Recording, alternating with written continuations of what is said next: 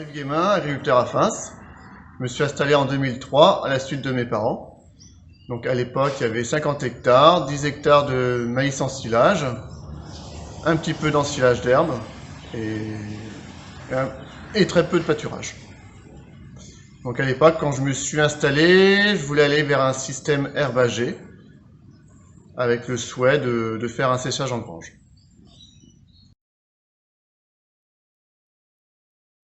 Donc en 2003, je me suis installé. En 2005, construction du séchage en grange. Donc en 2006, suppression des ensilages. Ensuite, en 2016, j'ai signé une MAE SFEI qui m'a permis de me conforter vers un système herbagé. Et en 2010, j'ai fait une conversion à l'agriculture biologique. Donc, et en 2012, j'ai réussi à faire quelques échanges pour agrandir ma surface enherbée, accessible aux vaches.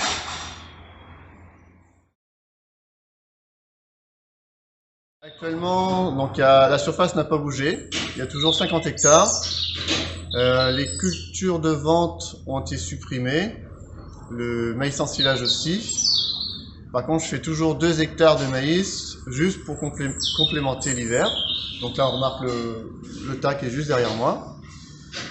Et grâce à l'échange parcellaire, j'ai au minimum 40 arts accessibles par vache.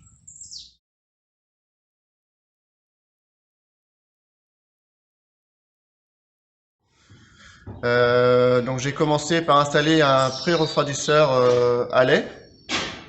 Parce que sur une ferme, les deux postes les plus importants, c'est la consommation du tank à lait et le chauffe-eau.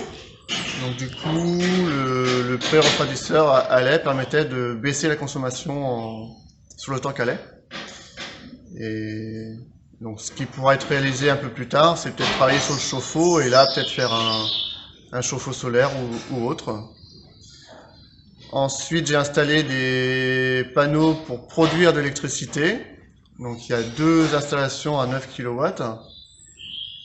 Et dernièrement, j'ai installé un 9 kg pour l'autoconsommation. Donc, je me retrouve avec le 9 kg qui peut m'effacer en théorie un tiers de ma conso sur la ferme. Donc, si on compte les 2 installations à 9 kg en revente totale, on peut dire que je produis à peu près l'équivalent de ce que je consomme.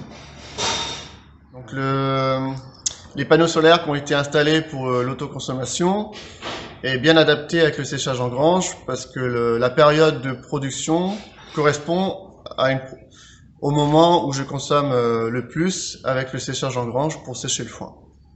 Pour diminuer la consommation du ventilateur pour le séchage en grange, je l'ai équipé d'un variateur de vitesse et donc celui-ci permet de commander le moteur du ventilateur et en fonction de la température et de l'hydrométrie. Donc au final, le ventilateur tournera moins et comme le foin sera ventilé avec de l'air moins humide, il séchera plus vite et sera de meilleure qualité. Sur l'exploitation, ce qui a été le plus efficace par rapport aux économies d'énergie, et ce qui m'a coûté le moins cher, du coup, c'était de m'orienter vers un système herbagé. Et donc les premières économies en système herbagé, déjà c'est sur l'alimentation, on n'a pas besoin de faire de distribution avec le tracteur, pas besoin d'épandage de fumier.